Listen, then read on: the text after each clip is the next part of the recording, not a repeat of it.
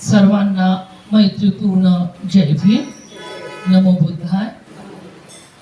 आज आपण वर्षवास निमित्ताने जे सातत्याने 22 वर्ष झाले ग्रंथपठन आणि सुत्तपठन अभ्यास करण्यासाठी छोटासा हा आपला प्रयोग कंटिन्यू म्हणजे सतत सातत्याने 22 वर्ष झाले सुरू आहे नागपूरमध्ये.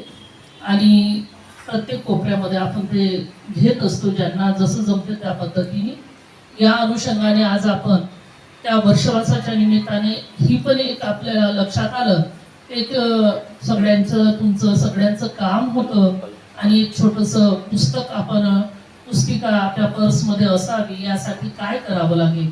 आणि म्हणून त्या आग्रहास्तव आपण एक छोट्याशा पुस्तकीचं निर्माण केलं आणि आपल्या सगळ्यांच्या सहयोगाने आपण ती पुस्तिका, त्याला 2 महिने लागले, ते सगळं करण्यासाठी 6 महिने, अशा 8 वर्षभराची ती थोडी तडजोड होती. आणि शेवट ते पुस्तक आपल्याला परवा हातात मिळालं आणि वेळेवरच आपण या कार्यक्रमाचं नियोजन केलं.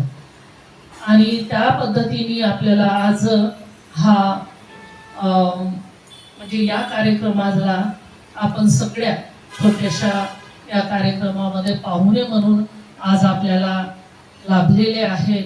माझे आदर्श, आमचे सगळ्यांचे आदरणीय, अभ्यासू आणि प्रत्येक गोष्टीला एक मोठ्या माणसाचा मंगलमय आशीर्वाद असावा असं माझं स्वतःचं तरी मत आहे. की मोठ्या माणसाला म्हणतात की एक आदर्श आपल्या जीवनामध्ये असलंच पाहिजे. या अनुषंगाने आमचे आयुष्यमान प्राध्यापक देवीदासजी घोडेस्वार सर हे आम्हाला लाभले. फोन केल्याबरोबर त्यांनी होकार दिला, म्हणून सर्वांनी त्यांच्यासाठी आधी साधुकार करावा ही विनंती करते.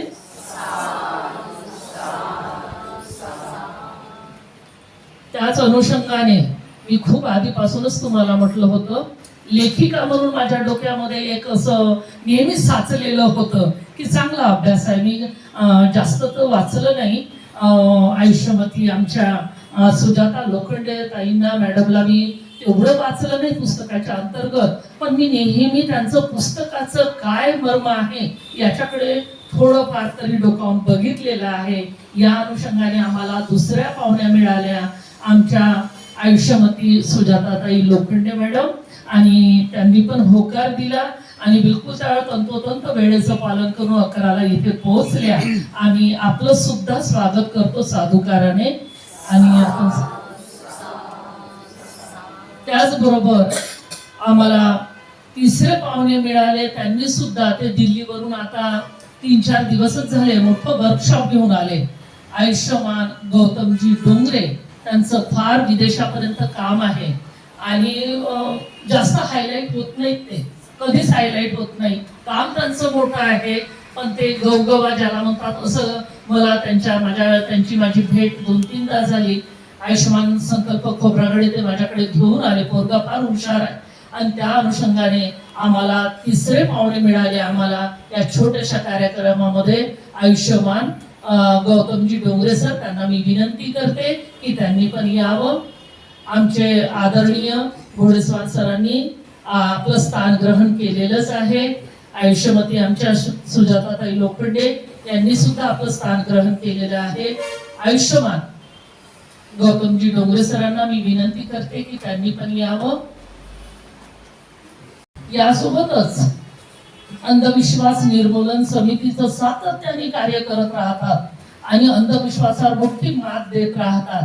मी जुडलेली नक्कीच आहे, पण मी ते मला सगळ्या कार्यक्रमाचं माहिती देतात, पण आपले कार्यक्रम माहिती रोज ठरलेले असल्यामुळे काही जाणं नाही होत. त्याच्यामुळे आज आम्हाला डोंगरे सर आले तर तो एक खूप आनंद आहे. म्हणून त्यांना सुद्धा मी म्हणते की त्यांनी पण यावं, आमचं आपलं स्थान ग्रहण करावं अशी मी त्यांना विनंती करते. मी आदरणीय प्राध्यापक घोडेस्वार सर, आपण दीप प्रज्वलन करून या कार्यक्रमाची सुरुवात करू.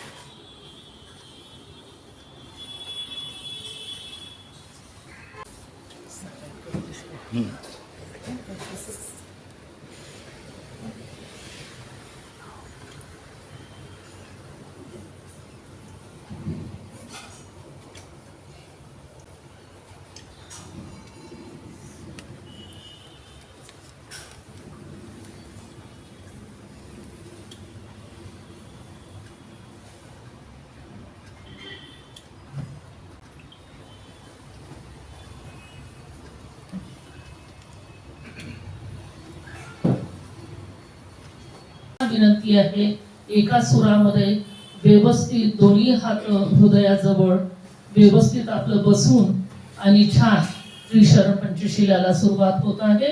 त्याआधी आपण साधुकार करून या त्रिशरण पंचशिलाला सुरुवात करतो आहोत. साधु साधु साधु अरहं सम्मा संबुद्धो भगवा बुद्धं भगवन्तं अभिवादेमि. स्वाकातो भगवता धामो धामं नमस्सामि. सुपटिपन्नो भगवतो सावक संघो संघं नमामि. नमो तस्स भगवतो अरहतो सम्मा संबुद्धस्स. नमो तस्स भगवतो अरहतो सम्मा संबुद्धस्स. नमो तस्स भगवतो अरहतो सम्मा संबुद्धस्स.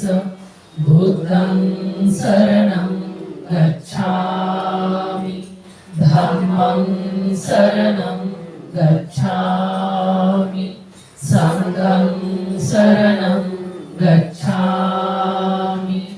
द्वितीयम्पि बुद्धं शरणं गच्छामि, द्वितीयम्पि धम्मं शरणं गच्छामि, द्वितीयम्पि संघं शरणं गच्छामि, तृतीयम्पि बुद्धं शरणं गच्छामि, तृतीयम्पि धम्मं शरणं गच्छामि, तृतीयम्पि संघं शरणं गच्छामि.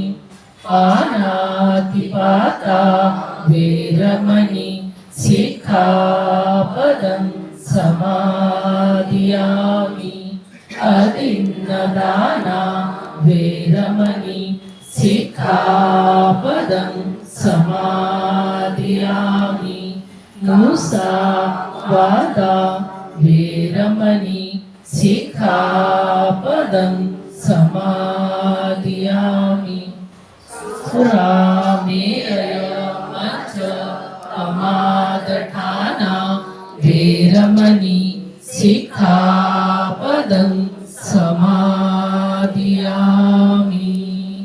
साधु साधु साधु. बुद्धं नमामि, धम्मं नमामि, संघं नमामि.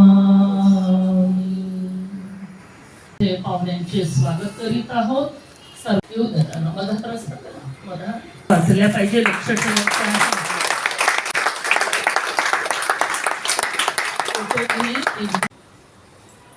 आपल्या मला आलेले आहेत टाळ्या. टाळ्यांची कंजूसी करू नका. टाळ्या वाजवा.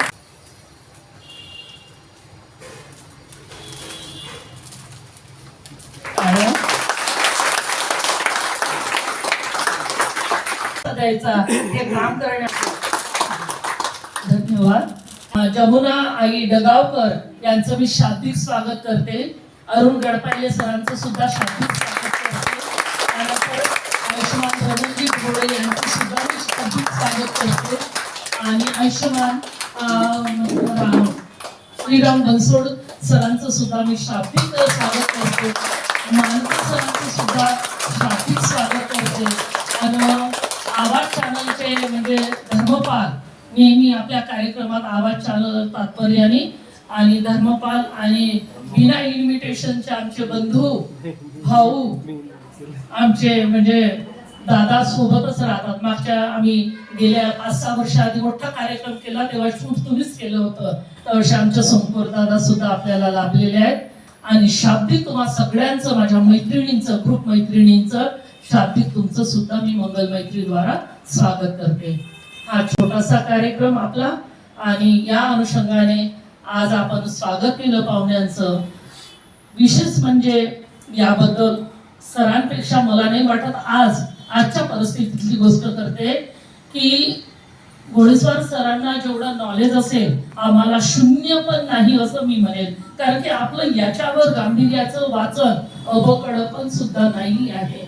आणि म्हणून माझ्या डोक्यात जे गेल्या 8 महिन्यापासून डोक्यात चालत होतं की जेव्हा कधी या पुस्तकीला आपण उघडू त्यावेळेला कोणीही राहो की नाही, पण सर आमच्या या कार्यक्रमाला राहतीलच. त्यांची तारीख नाही मिळेल, आपण पुढे जाऊ, परत पुढे जाऊ, पण एक दिवस तरी या कार्यक्रमाला सरांना येतील आणि तेच आपल्या या कार्यक्रमाचं गांभीर्य आपल्याला सांगतील. या अनुषंगाने सरांना आमंत्रण दिलं आणि सरांनी मोठ्या सहखुशीने फार गोडाव्याच्या शब्दाचं मला 2 शब्द बोलून त्यांनी होकार दिला. आणि या अनुषंगाने आज आपण या कार्यक्रमाला आपण आलेले आहात सर. म्हणून मी म्हणेल की निश्चितपणे आपण या पुस्तकांचं ओपनिंग जे करत आहोत म्हणजे छोटस, तर मला असं वाटते आपण आपले विचार मांडण्याआधी या सगळ्यांनी आपण पाहुण्यांनी या पुस्तकाचं विमोचन करावं असे माझी आपणा सगळ्यांना अभिवादन करून विनंती करते आहे. आपण सगळ्यांनी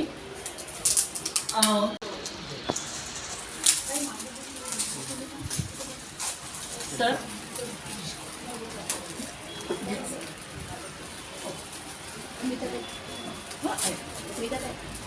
आणि टाळ्या वाजवायच्या आहे.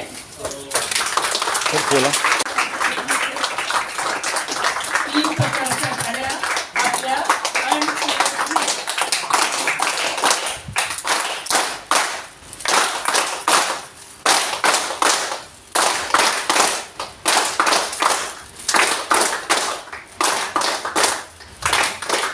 साधू आपण स्थान ग्रहण करावे. हे जे समोरचं फ्रंट पेज आहे सर, ही माझी कल्पना होती आणि या माझ्या कल्पनेला मला असं वाटलं की अवस्थेपासून तर सुधारलेल्या अवस्थेपर्यंत पोहोचण्याची जी मुभा दिली आणि ती परमपूज्य बोधिसत्व डॉक्टर बाबासाहेब आंबेडकरांनी दिली, म्हणून मी याचं हेडिंग नाही टाकलं सर. कारण की ऑलरेडी बाबासाहेबांच्या हातात, तर मला बरेचशा लोकांनी म्हटलं जेव्हा मी रफ कॉपी दाखवली तर मला म्हटलं की याचं कॅपिटल काय. मला म्हटलं वाचणाऱ्यांनी कॅपिटल देत राहावं आणि त्याचं अनुवाद करत राहावं. या अनुषंगाने कॅपिटल काही न टाकता याच्या आतमध्ये ही छोटंसं प्रयत्न, आणि हा सगळा प्रयत्न माझ्या मैत्रिणींच्या अनुषंगाने. थोडंसं मी सांगू इच्छेन की ह्या जेही काम करतात, जरी मी काम करत असेल पण यांची मेहनत माझ्यासोबत खूप जास्त आहे. 30 दिवस काम चालतं, वर्षभर काम चालतं आणि वर्षभर काम बिना मोबाईलचं, बिना व्हॉट्सअप, गुगलचं चालतं आणि डोर टू डोर. पण तुम्ही मला जर म्हटलं तर नागपुरातल्या 10 कोपऱ्यातले 1000 महिला गोळा करा मॅडम आणि त्यांच्यासोबत त्यांचा परिवार तुम्ही करू शकते. एवढं काम या महिलांनी माझ्यासोबत केलेलं आहे. म्हणजे मला तुम्हाला सांगण्यासाठी म्हणून हे थोडंसं मला सांगणं गरजेचं होतं. या अनुषंगाने आज आपल्या या कार्यक्रमाची सुरुवात होत आहे आणि म्हणून इथे आपल्या सगळेच वेळेला महत्त्व देतात. आपण पण 11 वाजतापासूनच 12 वाजतापासून आल्यात, तर वेळेचं भान ठेवून आपण कार्यक्रमाला सुरुवात करत आहोत. म्हणून मी इथे आपले पाहुणे आहेत. पाहुण्यांपैकी मी सर्वात प्रथमतः आयुष्यमती सुजाताताई लोखंडे यांना मी माईक देते आहे की त्यांनी आपल्या वचनांनी, आपल्या बोल शब्दांनी, आपल्या लेखिकाच्या अशा मार्मिक शब्दांनी आम्हाला अनुग्रहित करावं आणि आपला या शाब्दिक पद्धतीचा पुढे चालण्याचा मार्ग आणि पुढे जाऊन आमच्या जीवनामध्ये परत आम्ही गोडावा कसा निर्माण करू शकतो आणि ह्या महिलांसाठी शॉर्टमध्ये संविधानिक मूलभूत अधिकार आपल्यापर्यंत आपण बाबासाहेबांच्या पुस्तकातूनच घेऊन आपण आपल्यापर्यंत आलेले आहोत, ते आम्हाला मार्गदर्शन करतील अशी मी त्यांना विनंती करते.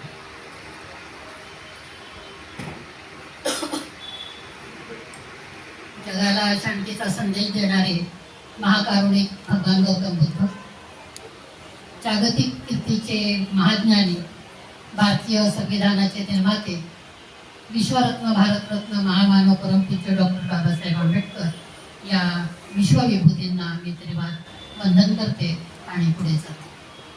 आजच्या या छोट्याशा पुस्तक विमोचन कार्याला उपस्थित ज्येष्ठ आंबेडकरी नेते, श्रेष्ठ असे बौद्ध धर्माचे अभ्यासक, आदरणीय प्राध्यापक देवीदास घोडेस्वार सर, कार्यक्रमाला उपस्थित गौतम डोंगरे सर, दुसरे सुद्धा डोंगरे सर आहेत, आणि मंचावर उपस्थित सर्व मान्यवर, समोर बसलेल्या सर्व उपासक उपासिनी उपासिकांना आणि आमच्या ज्या ताई आहेत या सगळ्या समूहाच्या प्रमुख त्या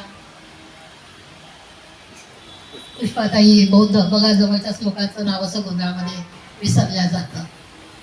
या सर्वांना माझा सप्रेम जय भीम आणि पवित्र दिनाच्या पवित्र मासाच्या आपल्या सर्वांना शुभेच्छा.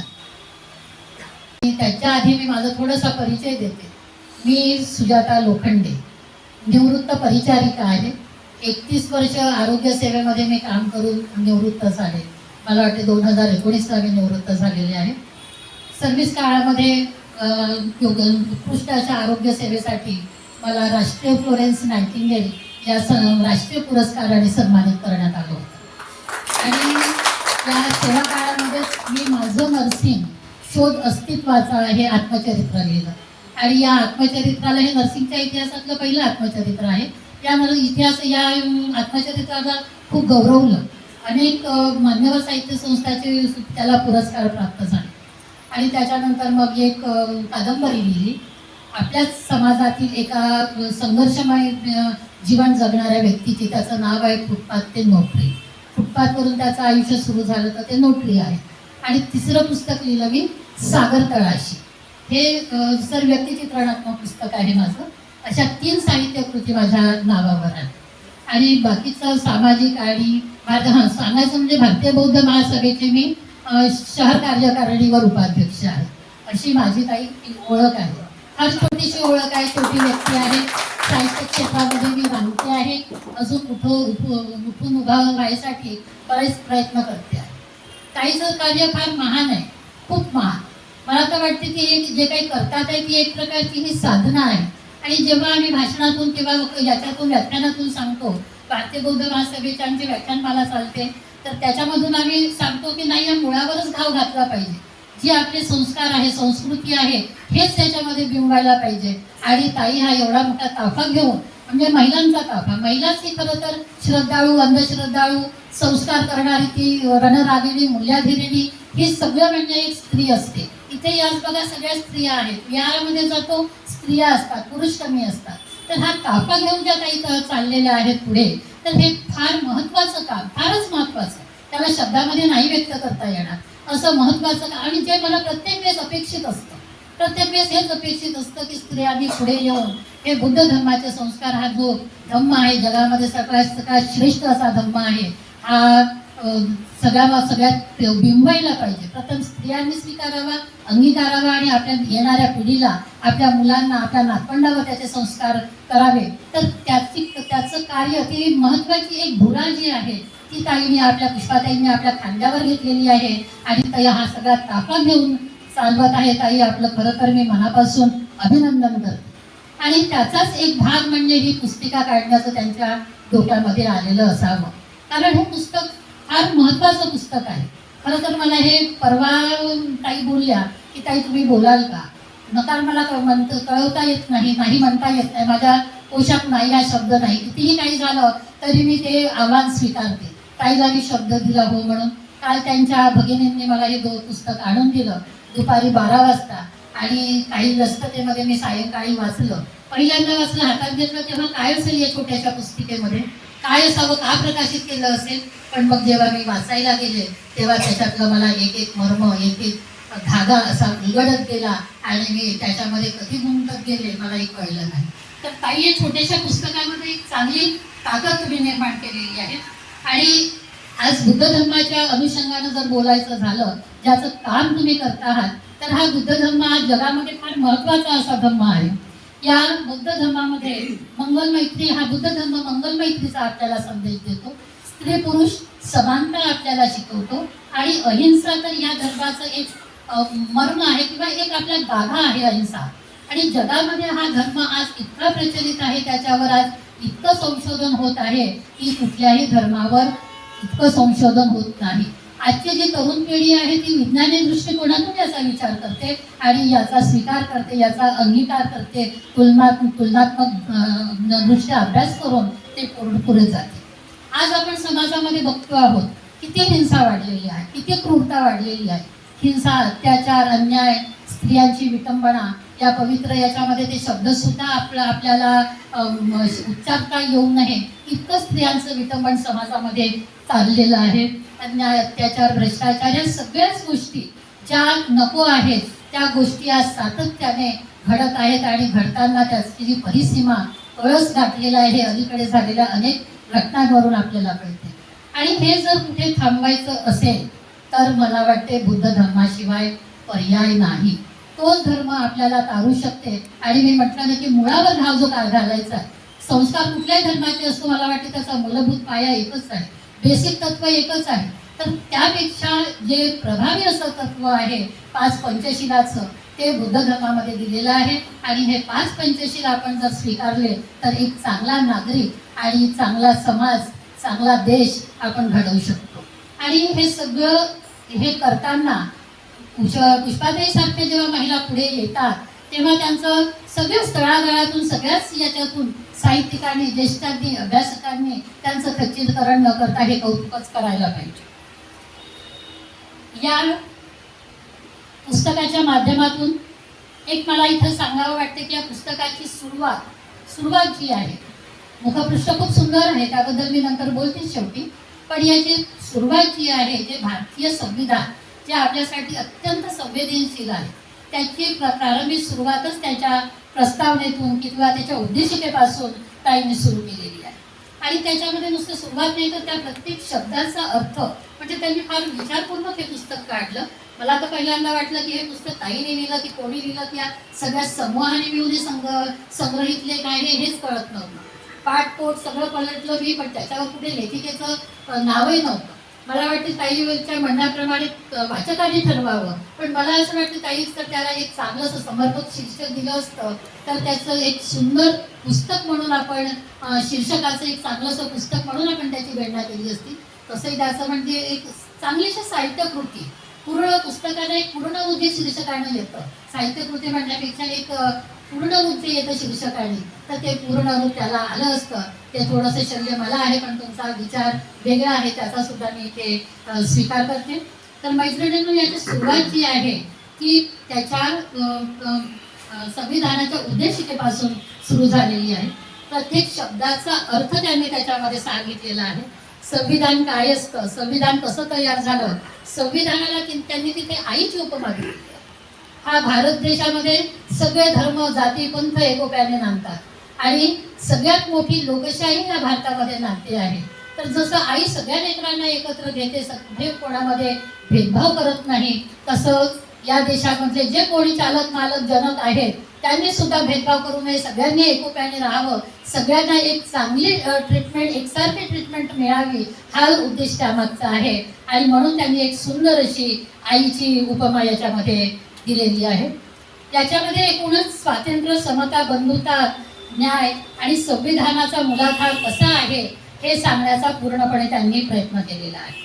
यामध्ये आरक्षणाचे जनक महात्मा ज्योतिबा फुले आणि आरक्षण ज्यांनी प्रत्यक्षामध्ये उतरवलं ते छत्रपती शाहू महाराज, पेरियार, आरक्षणाला विरोध करणारे महात्मा गांधी, तर भारतीय संविधानाला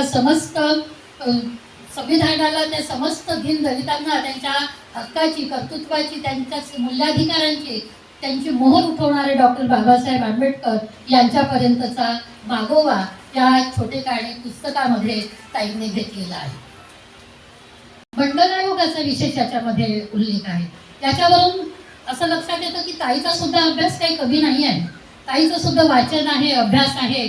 उगीच लेखिका म्हणून आम्हाला मोठं करण्यापेक्षा एक धम्मचारिणी म्हणून आणि धम्माभ्यासक म्हणून किंवा इतरही अवांतर त्यांचा अभ्यास मला याच्यावरून बराच जाणवला.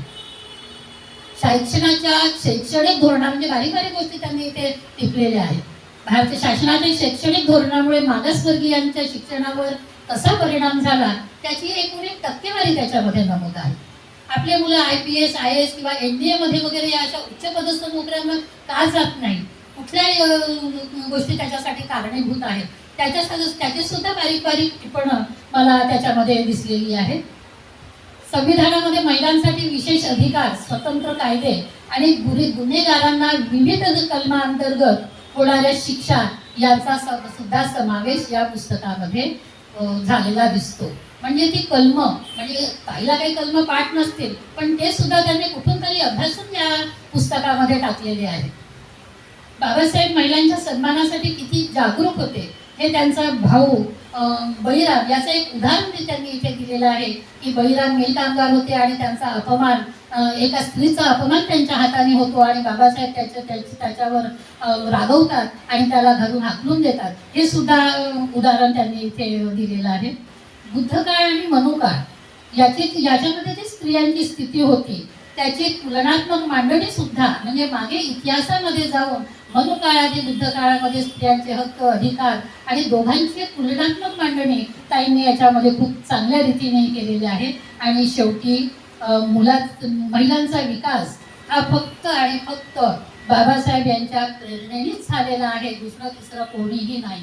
बाबासाहेब आणि बाबासाहेबांची प्रेरणा याच्याशिवाय झालेली नाही हे ते इथे सोदाहरण पटवून देतात. अन्न, वस्त्र, निवारा, शिक्षण आणि आरोग्य या मानवाच्या मूलभूत गरजा आहेतच. आधी अन्न, वस्त्र, निवारा होता, आता शिक्षण आणि आरोग्य हे सुद्धा त्याच्यामध्ये समाविष्ट केलेले आहे. आणि त्या गरजा सुद्धा इथे पूर्ण होण्यासाठी प्रयत्नशील असायला पाहिजे. त्या एखाद्या गटाकडनं, एखाद्या समूहाकडनं, एखाद्या जातीकडनं का नाकारल्या जातात, का त्यांच्या हिसकावून घेतल्या जातात यांची सुद्धा अशी विवेकशील मांडणी याच्यामध्ये करण्यात आलेली आहे. 1956च्या धम्मक्रांतीने जगाला, समाजाला काय दिलं? 1956च्या आधी आपण कोण होतो? या एका समाजामध्ये आपण अस्पृश्य म्हणून जगत होतो. त्याच्यासाठी बेबीताई कांबळे, जिथं जीन अमूचं हे आत्मचरित्र पहिलं आत्मचरित्र म्हणून म्हटलं जातं, त्याच्यातही अनेक विचार प्रवाह आहेत. त्या बेबीताई कांबळेंच्या याच्यामध्ये आपण तेव्हा बाबासाहेबांच्या जन्माच्या आधी बाबासाहेबांनी तर किती अन्याय अत्याचार केले आपण म्हणजे ऐकलेलं आहे, वाचलेलं आहे, मालिकांमधून आपण पाहिलेलं आहे, भाषणांमधून आपण ऐकलेलं आहे. पण बेबीताई कांबळेच्या याच्यामध्ये तेव्हाचं ते जिवंत उदाहरण त्याच्यामध्ये त्यांनी सांगितलेलं आहे की अगदी पशुसारखं आपलं जीवन होतं. आपल्या आई आजीचा तो काळ होता. असं बायका आपल्या ज्या बाया होत्या त्या आळी झाडायला जायच्या. आळी म्हणजे गंजा झाडायला जायच्या. त्यांना त्या कुणबिनी बाया, तेली कुणबी या सवर्ण समाजा, तथाकथित सवर्ण समाजाच्या म्हणतात त्या बाया अगदी फेकून पैसे द्यायचे, अन्न फेकून द्यायचे. त्यांना मोळी आणून द्यायच्या लाकडं जाळायसाठी, चुलीमध्ये लाकडं जाळायसाठी. तर ती एक एक काडी अशी निवडून द्यावी लागायची जेणेकरून तिच्या वस्त्राचा एखादा धागा किंवा तिच्या डोक्याचं एखादं केसही त्याला असू नये, म्हणजे त्याचा सुद्धा त्यांना विटाळ व्हायचा. असं एकंदरीचं जगणं, त्या काळातलं कुठलेही हक्क नसणं, मालमत्तेचा अधिकार नसणं, महारवाडे गावाच्या बाहेर होते, खाण्याचा अधिकार नसतं, गुरं नेलेले गुरं ते साचवून ठेवायचे, वाळवून ठेवायचे आणि त्याला उकळून नंतर खायचं, त्याच्यामध्ये अळ्या पडायच्या. आणि हा आपल्या आई आजींनी भोगलेला आहोत. मैत्रिणींना खूप चांगल्या वातावरणामध्ये आज आपण जगत आहोत. बाबासाहेबांची पुण्याई की बाबासाहेब झाले आणि आपण याच स्तराला आलो. आज मी माहिती घेऊन बोलते, पुष्पाताई एवढ्या धाडसाने कार्य करतात आणि आपण सगळ्या महिला आज आपण इथे एकवटलेल्या आहोत. ही एकमेव बाबासाहेब आणि बाबासाहेबांची प्रेरणा हे सुद्धा त्यांनी इथे नाकारलेलं नाही आहे. या धम्मक्रांतीने आपल्याला हे दिलेलं आहे. हा धम्म जर आपण स्वीकारला नसता तर आज कुठे असतो आपण? मला तर नेहमी प्रश्न पडतो, मी जेव्हा थंड डोक्याने विचार करते, आजूबाजूचं वातावरण जेव्हा आपण बघतो, यानंतर विज्ञान युगातही अजूनही जातीयतेचे चटके आपण सोसत आहोत. आपले मुलं मुली उच्च पदावर आहेत, पण कुठेतरी ती दरी अजूनही सूक्ष्म प्रमाणात का होईना का आहे आणि आपण त्याचे चटके आपण अजूनही भोगत आहोत. तर ती नेहमी विचार करते तेव्हा असं वाटतं बाबासाहेब जन्माला आले नसते तर कुठे असतो. खरंच अंगावर शहारा येतो, काटे येतात की काय असतं आपल्या समाजाचं, कोणी नेतृत्व केलं असतं. पण आज नेतृत्वाचे अनेक दावेदार आहेत, पण ते नेतृत्व बाबासाहेबांचं करणारं मला नाही वाटत की आज हजारो जसं गौतम बुद्ध आज 3000 वर्षानंतरही त्यांचा जन्म दिसत नाही, तो तसं बाबासाहेबांचाही जन्म पुढे हजारो वर्ष होणार नाही. तेव्हा म्हणजे आपली लढाई आज आपणच आपल्या या पद्धतीने खरं तर लढायला पाहिजे. ताईंनी याच्यामध्ये बौद्ध धर्माच्या महिलांमध्ये मानवाधिकार, पाली भाषा, पाली साहित्य, बुद्ध धर्माच्या प्रचार प्रचारासाठी महिलांचं असलेलं योगदान आणि त्याच्यानंतर पुढे पुढे जाऊन थेरीगाथेपर्यंत महिला पोहोचलेल्या आहेत. थेरीगाथेसुद्धा आपण जर विचार केला तर पहिली थेरी म्हणून महाप्रजापती गौतमीचा आपण नाव उल्लेख केला जातो. पण स्त्री साहित्याचे स्त्रीवादाचे अभ्यासक 1200 ते 1600 या कालखंडामध्येच फिरत असतात. ते पुढे बुद्ध काळामध्ये जातच नाही. बुद्धाच्या काळामध्ये आम्हाला स्त्री स्वातंत्र्य खरं होतं, स्त्री शिक्षणाचा अधिकार, धर्मज्ञानाचा अधिकार त्या याच्यामध्ये होता. 543 थेरींनी 71 गाथामध्ये हे सगळं त्यांनी आपलं लिहून ठेवलेलं आहे. त्या काळातलं त्यांचं जगणं भोगणं, सामाजिक चालीरीती, ह्या सगळ्या गोष्टी त्याच्यामध्ये त्यांनी नमूद केलेल्या आहेत. ते सुद्धा एक प्रकारचं त्यांचं ते स्वकथनच होतं असं म्हणायला हरकत नाही. तो सुद्धा त्या सुद्धा कालखंडाचा थेरीगाथेपर्यंतच्या अनेक थेरीची नावं त्याच्यामध्ये त्यांनी समाविष्ट केलेली आहेत. तो सुद्धा या त्या काळाचा मागोवा इथपर्यंत या पुस्तकामध्ये आलेला आहे. 128 पानाची ही पुस्तिका आहे. 128 काही फार मोठी नाही, रुंदी पण कमीच आहे. पण या 128 पानामध्ये 500 पुस्तकामध्ये जेवढा ऐवज मावेल तेवढा हा आहे. एक प्रकारचा हा काही संदर्भ ग्रंथ आहे असं म्हणायला हरकत नाही. छोटासा तुमच्या बॅगमध्ये मी राहील आणि तुम्ही वाचू शकाल. ताईंनी सांगितलं की बॅगमध्ये राहील आणि माझ्या सख्यांना, माझ्या मैत्रिणींना किंवा माझ्या धमभगिनींना हे वाचता येईल त्याच्यासाठी. आणि वाचाल तर वाचाल, हे बाबासाहेबांनी म्हटलेलं आहे, अनेक महापुरुषांनी म्हटलेलं आहे. आणि वाचू तरच खरं आपण वाचू. पण आजकाल वाचन अगदी काळात जमा झाल्यासारखं वाटतं. आपण मोबाईल आणि टी व्ही मालिकांमध्ये फार अडकलेलं. आणि हे वाचायसाठी वाचन हे माणसाला जगवतं, जागवतं, घडवतं. त्याच्याशिवाय दुसरं काहीही नाही. बाबासाहेबांनी अनेक ग्रंथाचा अभ्यास केला. आज 3-4 हजाराच्या वर पुस्तकं जमा केली. आपण एक छोटंसं पुस्तक अगदी बारकाईने वाचलं तरी तुम्हाला याच्यापासून ए पासून तर तुम्हाला झेड पर्यंत सगळा बुद्धकालीन इतिहासापासून तर आत्तापर्यंतचा काळ याच्यामध्ये तुम्हाला संदर्भासहित नमूद आहे. आणि यासाठी सगळ्यांनी आपण ताईसाठी टाळ्या वाजवाव्या असं मला.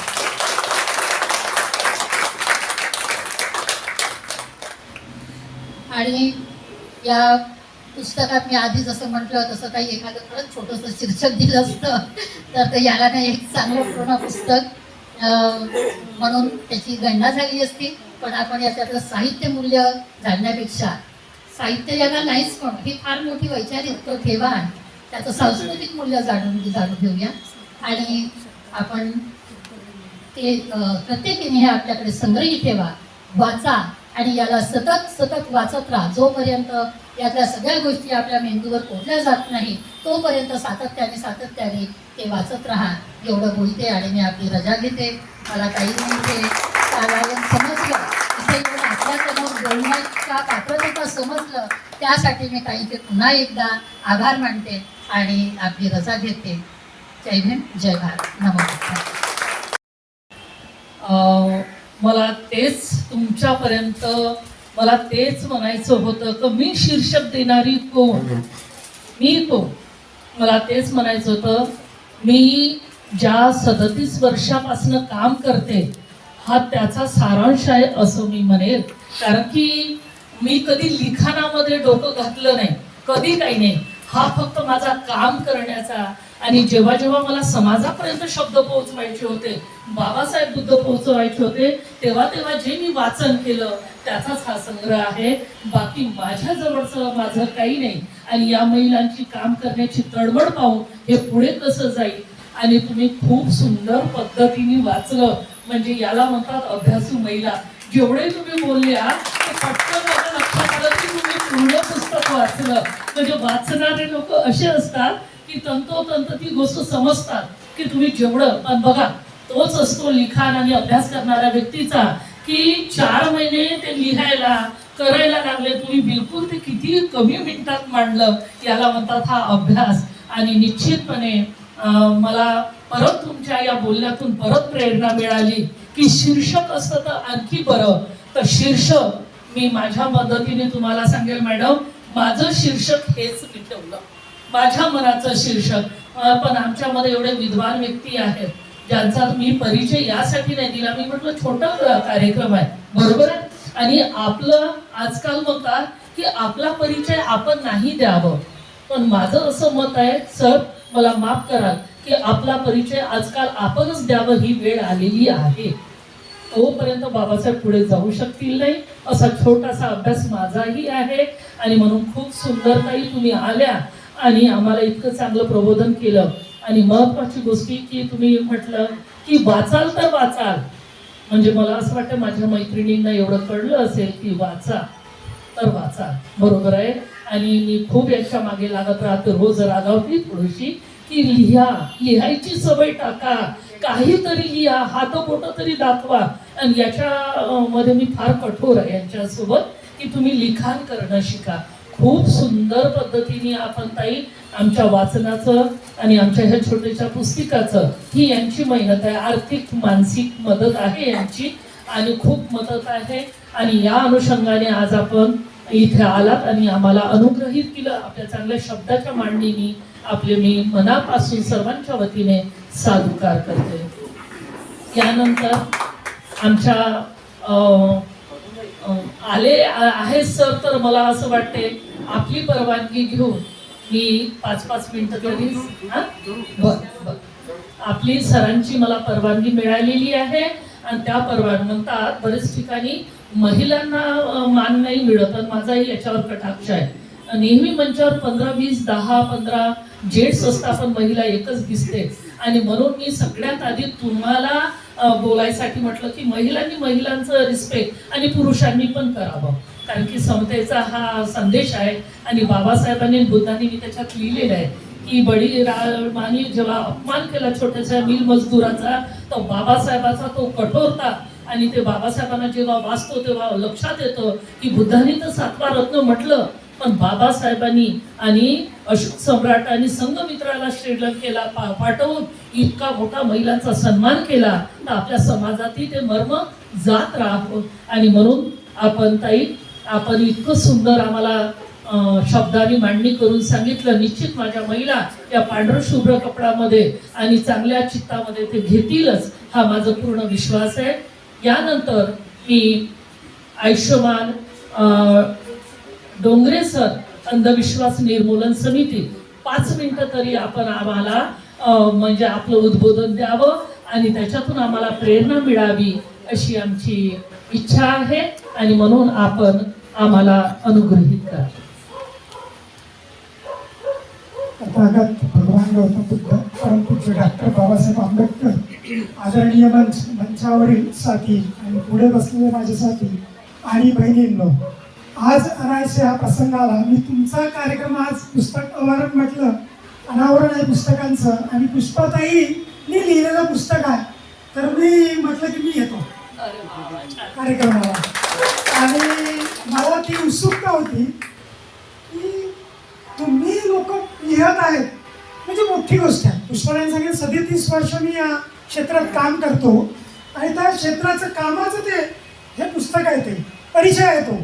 तर ते लिहिलं, कसं लिहिलं असेल, काय लिहिलं असेल, ती उत्सुकता होती. आणि मी वेळात वेळ काढून माझ्यामुळेच इथे यायला ढवळे सरांना उशीर झाला, कारण मी तिकडून सुटलो. आणि मग म्हणाले की तुमची इच्छा आहे तर मी निश्चित तुम्हाला आपण सोबत जाऊ. आणि आम्ही इथे आलो. मला असं बोलायचं आहे की तुम्ही जे काम करता तेही आम्हीही करतो. तुमचं काम मोठं आहे, आमचं काम फार छोटं आहे, कारण की तुम्ही थेट भेटता.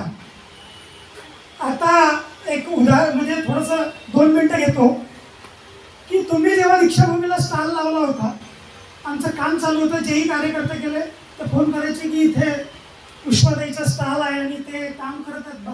तुम्ही म्हटलं हे खरंच काम आहे, फार छान काम आहे. पण पुष्पाताईला विरोध झाला नाही, आम्हाला खूप विरोध झाला.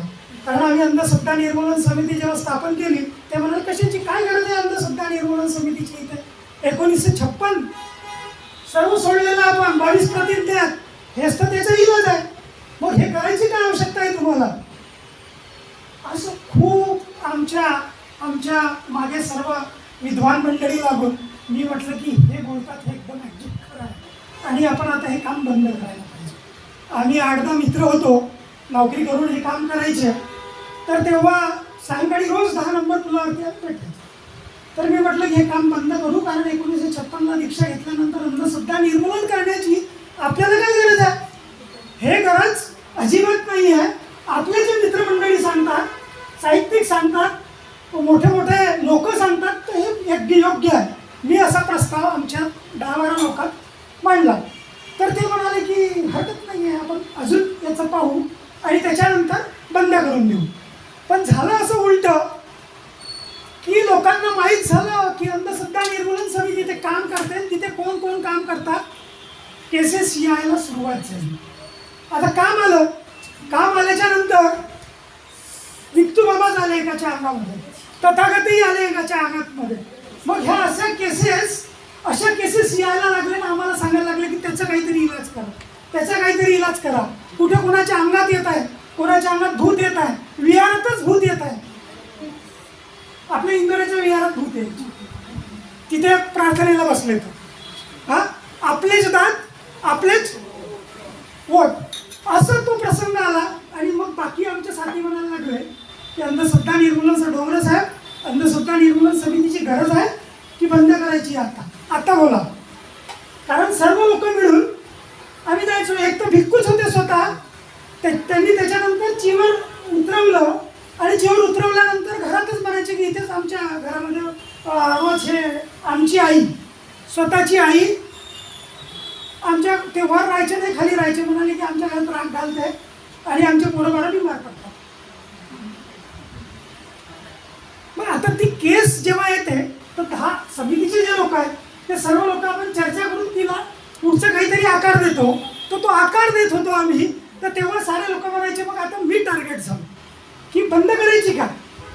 आत्ता तुम्ही बोलले पहिल्यांदा की नाही हे काम बरोबर आहे, 1956ला आपण खतम केलं, त्याच्यानंतर 22 प्रतिज्ञा आपल्या, मग ह्या घेतो आपण, हे कसं काय आपल्या ह्याच्यात, हे काम बंद करायला पाहिजे. तर ते काम आजपर्यंत चालत राहिलं. आणि तुमच्या दीक्षाभूमीचा संदेश दरवर्षी तो 15 ते 20 लोक आम्हाला पोहोचवत राहतात की तुमचं काम चांगल्या प्रकारे करतात. म्हणजे हे काम तुम्ही आणि आम्ही करायचं आहे. पण सर्वात आधी तुम्ही करता याचा मला खूपच आनंद आहे. जेव्हा मला माहीत ते फोनवर आलं आणि पहिला फोन होता, मी ढवळे सरांना लावला, आमचा चांगलाच परिचय, पण नंबर मला दिला की तुम्ही बोलून घ्या यांच्याशी. तुम्ही घेतला उत्तर नागपूरमध्ये राहता ढवळे सरांना. त्या म्हणाल्या हो मी रमेश ढवळे बोलतो, ती माझीच बायको आहे. अरे म्हणलं तर घरीच फोन लावला, तरी पण म्हटलं मी आता फोन लावला तर मी बोलतो. म्हटलं तुमचे अभिनंदन, फार छान काम करता, पुष्पाताई करते हे आम्हाला माहीत आहे, पण तुम्ही त्याच्यात आहात हे आज मला माहीत झालं. तर तेव्हा सुरुवातीला होतं ते. आणि तुम्ही खरंच सलाम आहे माझं तुम्हाला की तुम्ही एवढं मोठं काम करता. आणि असा काही प्रसंग आला तर मिळून करू. आज महाराष्ट्र अंधश्रद्धा निर्मूलन समिती महाराष्ट्रातच नव्हे तर महाराष्ट्राच्या बाहेर सुद्धा काम करते. आणि जवळपास जो कायदा करायला लावला महाराष्ट्र सरकारला, आपण करायला लावला 20 वर्षाच्या नंतर तो कायदा झाला डॉक्टर नरेंद्र दाभोलकरांच्या गेल्याच्या नंतर. त्यानंतर कर्नाटक स्टेटने सुद्धा तो कायदा लागू केला. त्याच्यानंतर आता गुजरात पुरा मनुवादी, एक शब्दही नाही बोलता त्यांनी डायरेक्ट तो पुराचा पुरा आपली कॉपी केली. पुराचा पुरा त्यांनी मनुवादी सरकारने जसाच्या तसा. म्हणजे आता तिथेही बुवा बाबा जाऊ शकत नाही. कारण बागेश्वर इथे आपण पळवून काढला त्याला, तसाच तो जाऊ शकत नाही. छत्तीसगड असो, पंजाब असो, कुठेही असो, पूर्ण भारतामध्ये आपलं जवळपास काम आहे. आणि आपल्या विदर्भात नव्हे तर महाराष्ट्रात प्रत्येक जिल्ह्यामध्ये आपली शाखा आहे. आणि तेवढ्या ताकदीनं आपण काम करतो आणि सोबत मिळून काम करू, कारण मला माहीत आहे, कारण की अजूनही बोलायचं आहे. थँक्यू, धन्यवाद. इथेच सांगतो. त्याला खूप इथे महिला आहे. आणि राहिला प्रश्न भूत कसा उतरवला मी, ज्या घरी परित्राण करा. एका महिलेने सांगितलं की आमच्या पुष्पाताई भूत उतरवून देतात आणि त्याच्यामुळे 3 किरायेदार आणि खालचा किरायेदार घर सोडून गेले. तिथे बाईला भूत दिसलं. मी म्हटलं जर या किचन मध्ये येऊन मागून मला भूतानी पकडलं तर भूत आहे, आणि जर मला नाही पकडलं तर समजून जा भूत नाही. हा तुमच्या मनाचा वहम आहे. आणि परित देशना ठेवून मी तो कार्यक्रम करवला. ती बाई घराचं वाईट वाश केलं म्हणतात. आताच निरोप मिळाला आणि घराला थोडं बदलवलं तर ते म्हणतात तेव्हापासून आता प्रसन्न वाटते. भूत गेला, भूत जायचं. हे आता 15-20 दिवसाची राधिका एक आहे, वर्षकर आई होत्या, सुनीता ढवळे होती. राहिला प्रश्न की तुम्हाला आमचं एवढं काम आवडते. 37 वर्ष झाले. आदिवासी लोकांमध्ये जे दही विकणारे लोक जादू टोना करायचे, मी आज त्याला प्रूफ आहे. MP मध्ये कुठेही जा, मी त्यावेळेला थोडी सुंदरी असेल, जवानी असेल, आणि त्याच्यामध्ये मी आदिवासी लोकात बसून जे काम केलं, ही पारिवारिक धम्मसंगोष्ठीचं बीजारोपण, मेन म्हणजे मलाजखड पारिवारिक धम्म, आणि पहिली महिला मी. पण पारिवारिक धम्मसंगोष्ठी शोधून बरेच लोकांना काही माहिती नाही. मी आताच मॅडमशी बोलली तर मॅडम मी माझा गवगवा कधीच करणार नाही, फक्त मला काम करण्यासाठी जन्म आहे. दुसरी गोष्ट तुम्ही म्हणाले की आम्हाला कोणी विरोध नाही, पण मी मागच्या वर्षी परत एक नवीन यंत्रणा सुचवली महिलांना. कार्ड बोर्ड घ्या आणि 22 प्रतिज्ञा लिहा. कारण की नागपूरच्याच दीक्षाभूमीवरून कोणीतरी म्हटलं की आता या 22 प्रतिज्ञाची गरज नाही, तर मग स्तंभ का उभारला. माझा प्रश्न आहे, मग स्तंभ उभारला तर दिखाव्यासाठी की आचरणासाठी, की बाबासाहेब विसरण्यासाठी, की फक्त तो डोळ्यापुरते जिवंत राहावं. आणि तेव्हा आम्ही 22 महिलांना 22 प्रतिज्ञा पाठ करायला लावल्या सर. आणि एक प्रतिज्ञा अशी हातात पकडा आणि फक्त समजावून सांगा येत्या. तर आमच्या तिथे एवढी भीड लागली होती, या महिलांची खूप कसरत आहे. पण सुनीताताई ढवळेनं तुम्ही अभिनंदन केलं हे मला पोहोचवलं नाही, पण मी आता थँक्यू म्हणतो तुम्हाला. ओके, काही हरकत नाही. या अनुषंगाने गेले 37 वर्षापासून अंधविश्वास, आडंबर, रूढीवाद, परंपरा, जेवढं मी 37 वर्षात काम केलं त्या एकूण एक महिला त्याला प्रूफ आहेत. त्याचं मला बेनिफिट तेच नागपूरच्या प्रत्येक कोपऱ्यामध्ये आहे. आणि मी त्यांना बोलावून काम नाही करत, मी त्यांच्या डोअर टू डोअर जाऊन घर परिवर्तन करते. तर परिवर्तनाची एक महिला इथे आई श्रद्धा, तरुण मुलगी आहे ही, आणि हिच्या मिस्टरांनी मोठ्या दारूच्या शोरूम मध्ये 17 वर्ष ड्युटी केली. पण आजही तिचे मिस्टर दारू, नशापती काही करत नाही. पण तिच्या मिस्टर कधी धर्मात बसले नाही. पण माझी अट असते की जोपर्यंत पुष्पाताई तुमच्या घरी येते, पण एका शर्तीवर, परिवारातले मुलं बाळं तुमचा नवरा बसला पाहिजे. याने कुटुंब व्यवस्था परिवर्तित सुधारवायची आहे. कुटुंब व्यवस्थेसाठी मंचावरून काम केलं नाही जात. आणि तिचे मिस्टर एवढे आनंदी झाले, ते म्हणाले त्या कॉलनीत तुम्ही राहता, जो करोडपती व्यक्ती आहे, जो नागपुरात 4ही भागामध्ये करोडोनं, आणि मी त्या कॉलनीत राहते. कोणत्या कॉलनीमध्ये? बाजूलाही ब्राह्मण, समोरही ब्राह्मण, आधी ब्राह्मणातच. आणि ब्राह्मणात राहून एवढ्या महिला रोज सोबत कॉलनीमध्ये येणं जाणं करता. डोंगरे सरालाही अनुभव आलेला आहे.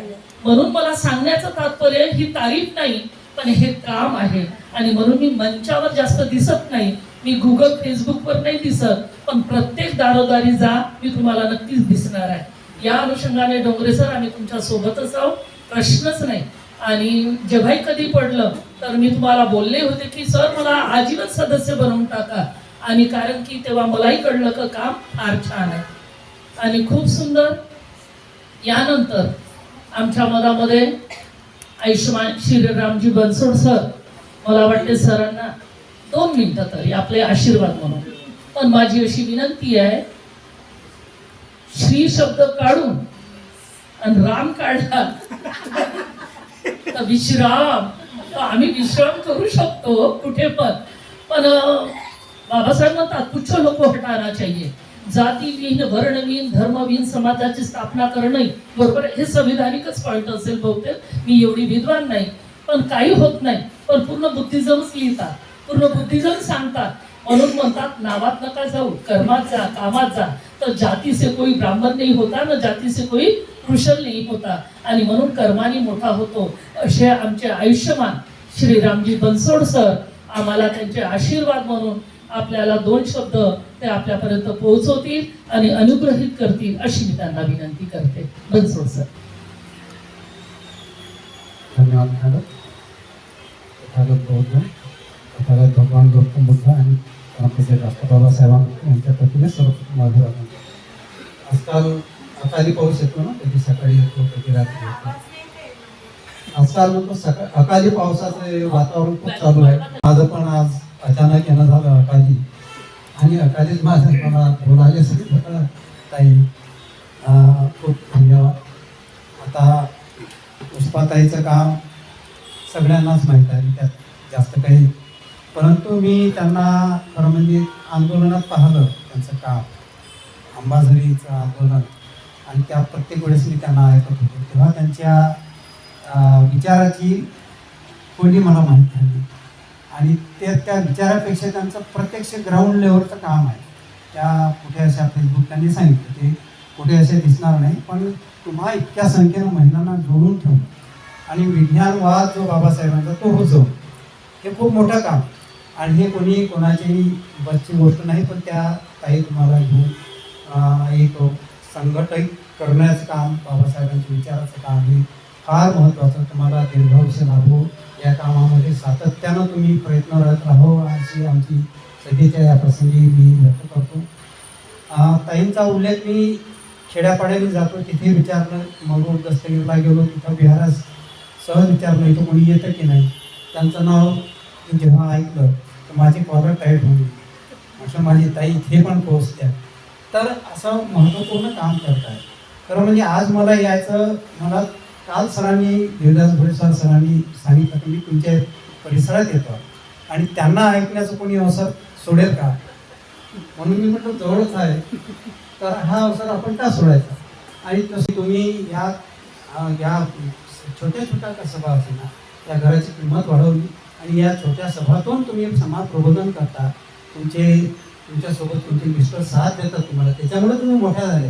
पुन्हा मोठं करण्यामध्ये त्यांचा तुमच्या पाठीशी राहता. आपण म्हणतो की प्रत्येक पुरुषाच्या यशस्वीतीमध्ये बाई त्याच्या पत्नीचा भाग असतो, पण इथे उलटा आहे. तर हे मोठं करण्यामध्ये साहेबांचा हात आहे. त्यांच्यासाठी एकदा जोडलं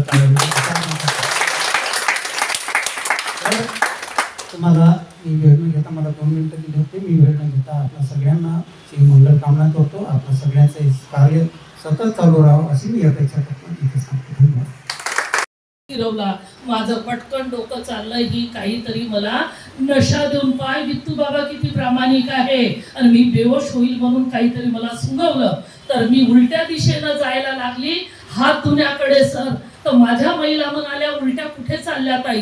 तर मी सांगितलं नाही, गेली नळावर हात तोंड धुतलं, आणि परत त्या लोकांनी, ट्रस्टीच्या लोकांनी बोलावलं, त्यांच्यासोबत जाऊन बसली आणि चर्चा केली, आणि पूर्ण अंगातली आलेली देवी मी बोलायला लागली तर ती देवी पलटून माझ्याकडे पाहायला लागली. हे हकीकत उदाहरण आहे. हे 7 वर्ष आधीची गोष्ट आहे. आणि तेव्हा अंगात आलेली बाई जेव्हा पलटून माझ्याकडे पाहायला लागली तर मी त्यांना म्हटलं तुमची देवी उतरली पुष्पा पुढे. आणि माझ्याकडे हे हकीकत, आणि पेपरला न्यूज खूप आली होती. त्या 7-8 वर्ष आधीचा इतिहास आहे. पेपरला खूप गाजलं होतं, प्रत्येक पेपरला. आणि प्रत्येक मी म्हणजे तारीफ नाही, पण या काम करण्याची जी ताकद आहे ना, मी डायरेक्ट काम केलेलं आहे, बोलून नाही केले, डायरेक्ट. राहिला दुसरा प्रश्न, माझे सहचर आहे त्यांच्यापेक्षा मला माझ्या मुलांचा सपोर्ट आहे असं मी म्हणे. मेरे बच्चों के कारण मैं बहुत आगे बढ़ गई है असं मी म्हणे. पण नवरा माझा बैलबंडीचे 2 चाकं सुरळीत असले तर वजन येता येते ते म्हणू शकता तुम्ही, पण त्याच्यापेक्षा डोंगरे सर माझ्या मुलाला खूप जवळून ओळखतात. माझ्यापेक्षा कितीतरी पोटीनं माझा पोरगत जास्त दिमाग, काही दिमाग त्यांनी मला शब्द ठीक करण्यासाठी याचं करेक्शन माझ्या मुलांनी केलेलं आहे, म्हणून मला अडचण जास्त गेली नाही. कम्प्युटरमध्ये जे करेक्शन करायचं होतं, हे वरचं जे पेज बनवलं हे माझ्या नातनीनं केलेलं आहे. मी कोणालाच म्हणजे चाहे तर ते नसते माझ्याजवळ तर मला घोडेस्वार सरांची मदत घ्यावीच लागली असती. पण सर तुमच्यामुळे मुलं घडले म्हणून हा पेज इतका सुंदर झाला असं मी म्हणेन. आणि म्हणून मला असं म्हणायचं आहे तर याच्यामध्ये जेवढे तुम्ही बोलले सर ते घरापासून तर दारापर्यंत माझं फार स्ट्रिक्ट एक नियम आहे. पहिले अपना घर उसके बाद में दुनियादार. घरात अंधार ठेवून काम करण्याची माझी कधीच सवय नव्हती. नवरा नाही तर घरी जाऊन म्हणेल बापा तिथं खोटं खोटं बोलत होती घरी म्हणून मी सत्यच बोलत आहो. म्हणजे माझा नवऱ्याने फक्त मला पुष्पा मी महात्मा फुले बनू शकत नाही आणि तू सावित्री बनू शकत नाही. मला बोलता येत नाही माझं वाचन आहे पण तुला बोलता येते म्हणून तुला गाड्या घोड्या आहेत नोकर चाकर होते पण तू सावित्री रमाईचं काम कर. ही प्रेरणा त्यांची मला म्हणजे ज्या वर्षी माझं 1986 मध्ये लग्न झालं ही प्रेरणा त्यांची आहे सर. म्हणून मी पण म्हणते की अरुण गडपायने साठी गाड्या वाजवा माझ्या नवऱ्यासाठी त्यांच्यासाठी. आणि म्हणून सर नशा पती चहा काळा चहा पिवळा चहा कोणता चहा नाही पाहिजे त्यांना. पाणी जितक्या वेळा दिलं नाही म्हणतील नाही आणि गोड खातात ही सवय आहे. बाकी त्यांना कोणतीही सवय नाही. धर्माचे काम असतील तिथे बसतात आणि जिथे कोणतं असं काम नाही ते आपल्या घरीच राहतात व माझ्यासोबत सदैव राहतात. म्हणून आणि याचं सगळ्यात मोठं योगदान माझं मलाच जाते की परिवार कसा असावा. पहिले आपण घरातले लोक याची गाठ बांधू तेव्हा समाजात बसू उठू हे मी माझ्याच तोंडानं सांगेल. कारण की याच्यासाठी खूप त्याग करावा लागला. कुटुंबाचा तिरस्कार सहन करावा लागला आणि कुटुंबामध्ये मला एकटं पण पडावं लागलं बाबासाहेब घेताना. आणि म्हणून मला हे सांगायला आनंद आहे. आणि सर तुम्ही जे लोक आम्हाला प्रेरणा म्हणत आहात परत जिथून आम्हाला इथून काही बीजारोपण मिळेल एक नवीन बीज मिळेल त्याची शाखा त्याचे फळं चांगले होतील या गॅरंटीनं. मी यानंतर सिकल सेल ही बिमारी आपल्या समाजामध्ये अतोनात पसरलेली आहे सर. आणि आम्ही 2-2 वाजेपर्यंत 1 वाजेपर्यंत बसतो. जेव्हा आमची धार्मिक बैठक चालते त्यावेळेला आम्ही खूप वेळपर्यंत माझ्याकडे चर्चा चालतात. आयुष्यमान सम्यक खोब्रागडे नावाचा संकल्प खोब्रागडे मुलगा फार विद्वान आहे. माझा मुलगा डोंगरे सर आम्ही जेव्हा जेव्हा लोक आले तर माझ्याकडे बैठकी रात्रीचे 2-2 वाजेपर्यंत चालतात मॅडम. आम्ही फार धर्मावरती चर्चा करतो आणि इतक्या चर्चा चालतात की डीप खूप म्हणजे संकल्प मनाला काकू माझ्या अंगाला रोमटे येत आहेत. आपण चर्चा करत आहोत बुद्धाच्या बहुत अच्छी बातें होती है. आणि आजपर्यंत माझ्याकडे कोणी सिगरेट किंवा पिणारा व्यक्ती आला तर माझं दारात आल्याबरोबर म्हणते की आपण बाहेर थांबा प्लीज. सर हे एवढ्यापर्यंत कठोरता मी करते आहे. कुठे ठीक करायचं आपण मला नेहमी मार्गदर्शन करावं. पण माझा हा रूल याच्यासाठी पाडला मी कारण की 22 प्रतिज्ञाला मी मानते आणि 22 प्रतिज्ञातली 7वी प्रतिज्ञा आहे सर की मी बौद्ध धर्माच्या विरुद्ध विसंगत आचरण करणार नाही. म्हणून हे थोडंसं आपल्याला पालन करावं लागते. हा उद्देश होता. आणि दुसरी गोष्ट मला आताच दिल्लीवरून डोंगरे सर आले आणि सिकल सेलचंच कॉन्फरन्स होतं आणि मोठ्या लेवलवर त्यांचं काम आहे पण ते पण समाजामध्ये काही चेहरा दाखवत नाही. या अनुषंगाने मला पण त्याच्याबद्दल काहीही माहीत नाही पण माझी तडमड होती की संकल्प नाही आहे पण आपण आहात आणि तो विषय आपण घेता. आणि म्हणून या सगळ्या म्हणजे इथे 50-60 महिला असतील आपण सिकल सेलवर जर सांगाल तर मॅडम बोलल्या की मी पुढे त्याच्यावर आरोग्यावर मला लिहायचं पण आहे पण तुमच्याकडनं खूप मोठी प्रेरणा आम्हाला मिळेल आणि निश्चित या बौद्ध समाजामध्ये आपलं परत काहीतरी जाईल. या अनुषंगाने आपण आम्हाला शाब्दिक अनुग्रहित करावं अशी आपणास मी विनंती करते. डोंगरे इधर ही बोल देना वहाँ पर